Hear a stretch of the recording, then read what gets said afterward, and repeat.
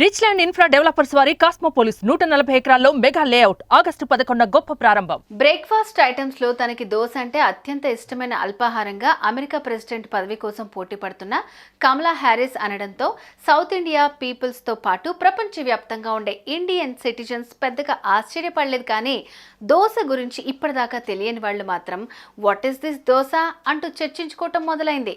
మనందరికీ ఎంతో ఇష్టమైన ఈ దోశ అసలెక్కడ పుట్టింది, ఎలా పాపులర్ అయింది అన్నది ఒకసారి గుర్తు చేసుకుందాం.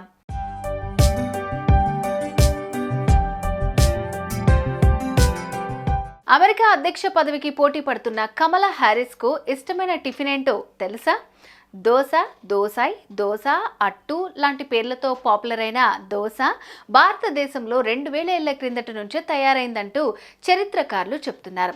ఫుడ్ ఐటమ్స్కు సంబంధించిన అంశాల మీద ఎంతో రీసెర్చ్ చేసిన కేటీ ఆచార్య చెప్పేదాని ప్రకారం ఆహార విషయాల చరిత్రకారుడు కేటీ ఆచార్య ప్రస్తుతం కర్ణాటకలోని కొన్ని ప్రాంతాలను పరిపాలించిన 3వ సోమేశ్వరరాజు దోసాయిని దోసకాగా పిలిచినట్టు 12వ శతాబ్దం నాటి సంస్కృత సాహిత్యం మానసోల్లాసలో ప్రస్తావించారు.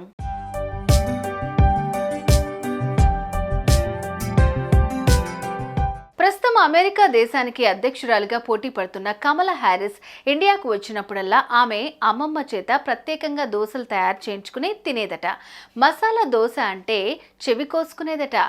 5 ఏళ్ల క్రిందట కమల ప్రముఖ నటి మిండీ కలింగ్తో కలిసి దోశ తయారు చేస్తున్నట్లుగా ట్విట్టర్లో పోస్ట్ అయిన ఓ వీడియో అప్పట్లో పెద్ద సంచలనమే సృష్టించింది.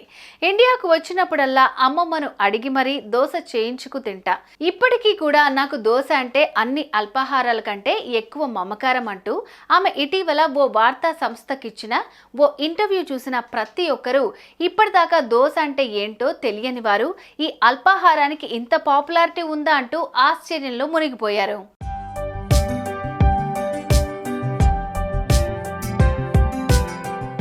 3-4 దశాబ్దాల కాలంలోనే అప్పం పేరుతో దోశను తయారు చేయడం మొదలు పెట్టారంటూ దక్షిణ భారత చరిత్ర పరిశోధకులు తమ పరిశోధనల్లో వెల్లడించారు.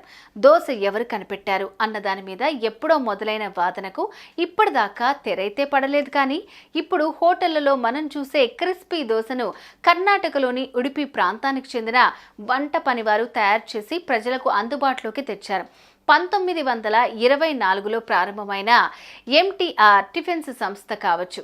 దీంతో పాటు మరికొన్ని హోటళ్లు ఇప్పటికీ దోశను తమ మెనూలో ఓ ప్రధానమైన భాగంగా చేర్చి రుచిగా తయారు చేసి ఆహార ప్రియులను అలరిస్తూనే ఉన్నారు. చెన్నైకి చెందిన శరవణ భవన్ అనే హోటల్కి ప్రపంచవ్యాప్తంగా పలు చోట్ల శాఖలున్నాయి. ఇప్పటికీ ఆ హోటళ్లలో దోశ, కొబ్బరి చట్నీ, ఇడ్లీ, సాంబార్లను ప్రధానంగా తయారు చేసి ప్రజల మన్ననలు పొందుతూనే ఉన్నాయి. ఇండియన్స్కే కాదు విదేశీలకు కూడా దోశలో ఉండే రుచేంటో చెప్పి వారిని కూడా ఈ సౌత్ ఇండియా సాంప్రదాయ అల్పాహారానికి పెద్ద గుర్తింపునే తీసుకొచ్చాయి.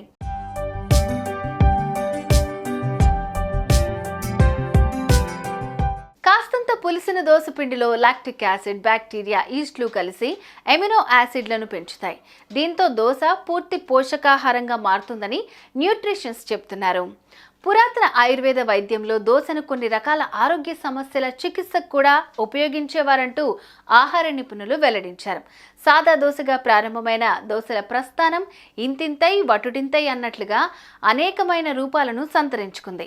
పిండిలో రకరకాల పదార్థాలు కలపడం ద్వారా అనేక రకాల దోశలు తయారవుతున్నాయి. హైదరాబాద్లోని రితేష్ బత్తడ్, యోగేష్ బత్తడ్ అనే సోదరులు ఏకంగా 70 రకాల దోశలు తయారు చేసి ఆహార ప్రియుల ముందుంచుతున్నారు. 17వ శతాబ్దంలో డచ్, పోర్చుగీస్ వ్యాపారుల ద్వారా భారతీయులకు ఉర్లగడ్డ పరిచయమైంది. ఆ తర్వాత నుంచి ఉర్లగడ్డతో తయారయ్యే మసాలా కూర దోశలో నంచుకునేందుకు ఓ మంచి కాంబినేషన్ అయింది.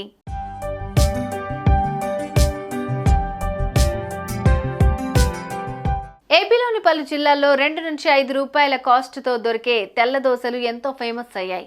నెల్లూరులో తయారయ్యే నెయ్యి కారం దోశ కోసం ఇతర దేశాల్లో నుంచి ఆ ఊరికొచ్చిన వాళ్ళు కూడా ఆ రుచిని ఆస్వాదించేందుకు ఓ సాయంత్రాన్ని కేటాయిస్తూ ఉంటారు.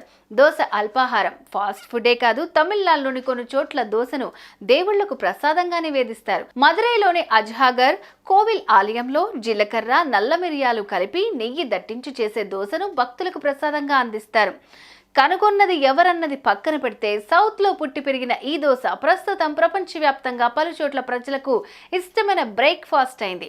ఏకంగా అమెరికా దేశానికి అధ్యక్ష పదవికి పోటీ పడుతున్న భారతీయ వనిత కమలా హ్యారిస్ దీని గురించి ప్రత్యేకంగా ప్రస్తావించడంతో ఇప్పుడు దోశ ప్రపంచంలోని తెలియని వాళ్లే ఎందరికో పరిచయం అయ్యింది. ఇంత రుచి కలిగిన అల్పాహారాన్ని ప్రపంచానికి అందించిన ఘనత సౌత్ ఇండియా సొంతం చేసుకుంది.